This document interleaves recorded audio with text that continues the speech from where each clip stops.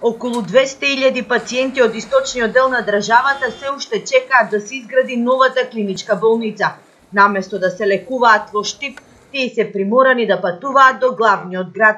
Со вистинска голгота се соочува штипјанецот Стефан Арсов, кој заради нарушено здравје на неговиот 95 годишен татко, честа дестинација им е Скопје.